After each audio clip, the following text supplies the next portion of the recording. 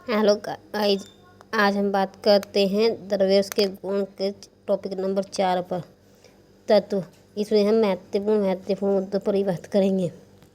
तत्व वह पदार्थ है। तत्व पदार्थ का मूल रूप है। तत्व जिसे रासायनिक क्रियाओं द्वारा अन्य सरल पदार्थों में विभाजित किया जाता है। ऑक्सीजन, नाइट्रोजन, कॉपर इत्यादि। धातु प्राकृतिक गुणधर्मों में होती हैं। उसमें महत्वपूर्ण है कि पारा धातु होते हुए भी कमरे के तापमान पर द्रव में परिवर्तित हो जाता है। अधातु के गुण।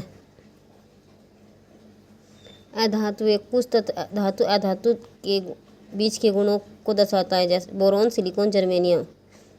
अभी तक 118 तत्वों की संख्या 118 है। 98 प्राकृतिक तत्व, 20 मानव निर्मित यानी प्रयोगशाला में बनाए गए हैं। 11 तत्व कमरे के तापमान पर गैस में परिवर्तित होते हैं। 2 तत्व पारा तथा ब्रोमीन कमरे के ताप पर द्रव अवस्था में होते हैं। यौगिक मिश्रण। जल में चीनी का विलयन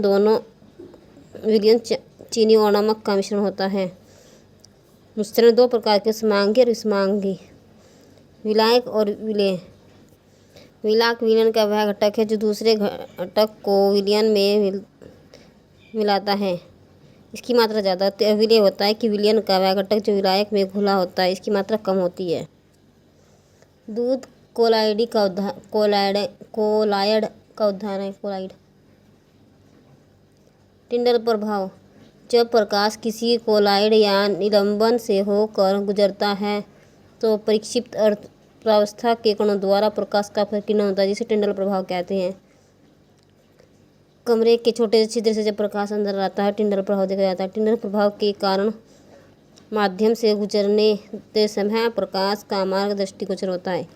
मिश्रण के घटकों का पृथक्करण, अपकेंद्रण और उसके अनुप्रयोग दिखाए गए हैं। वाष्पीकरण और उसके प्रयोग दिखाए गए हैं।